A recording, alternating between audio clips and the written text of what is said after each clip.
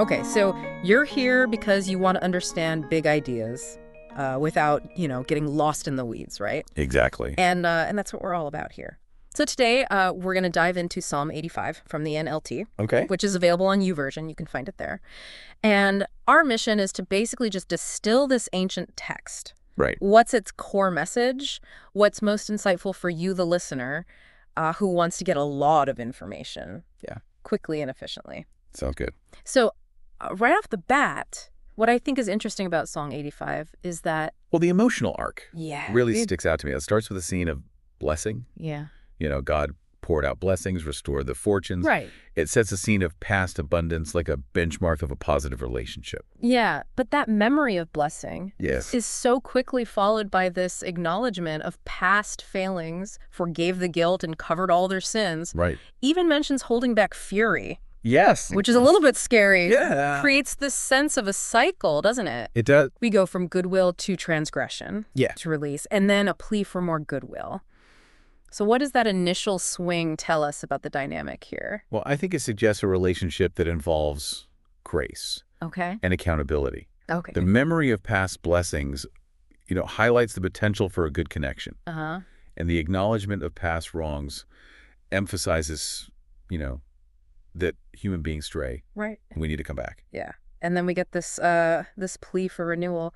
Restore us again. Put aside your anger. It's desperate. It's a desperate plea. Will you be angry with us always? Yeah. That question is huge. It Yeah. speaks to this deep concern about whether this period of difficulty is permanent. Totally. Yeah. And it's interesting because they want more than just an end to hardship. Like Uh-huh. they even say, won't you revive us again so your people can rejoice? Right. It's a desire to come back to joy. Yeah. Revitalize their connection with God. The appeals for unfailing love and salvation Yeah.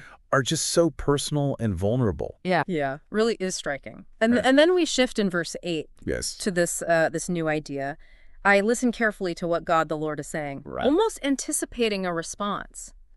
And that promise of peace comes with this condition attached. Right. But let them not return to their foolish ways. Yeah. What's that about? Well, divine favor isn't just a one-way street. Okay. Grace is offered, but to keep things good, Yeah. you have to work at it. Okay. You have to be committed to not repeating the same mistakes. Right. It shows that humans have to put in the work. Yeah. It's interesting how it's not just like, okay, I messed up, now I'm good. Totally. And God's going to give me blessings again. It's a partnership. Yeah. Yeah. And then the language changes. It's beautiful. Yeah, it's beautiful. Verses 9 through 11 paint this picture of salvation drawing near and this amazing reconciliation. Yeah. Unfailing love and truth have met together. Righteousness and peace have kissed. Wow. What is that describing? I think it's like ultimate harmony. Okay. Unfailing love, steadfast devotion. Truth, which represents honesty and reality. Yeah. Then righteousness, Okay. moral order and justice Uh-huh. that embraces peace, wholeness, well-being, Yeah. and their kiss. It's like the perfect convergence. A world where those fundamental values are just unified as one. It's an incredible image. It really is. Truth springing from the earth, righteousness smiling down from heaven. A total alignment Yeah. between humans and God. And then we finish up with these promises of more blessings, Yes. abundant harvests, and the Lord pouring down his favor. And verse 13 says, righteousness goes as a herald before him, preparing the way for his steps. Yes. What does that mean?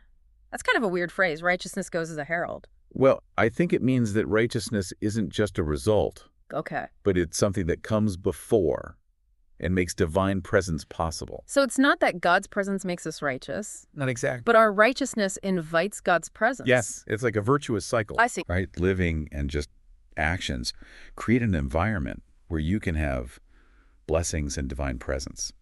So thinking about all this, we've got past experiences, present struggles, the need for change, Right. the hope for renewal. But it seems like that's contingent on our actions. Yeah. What does that mean for you? What resonates with you the most about the conditions necessary for things to get better? It makes you think Yeah.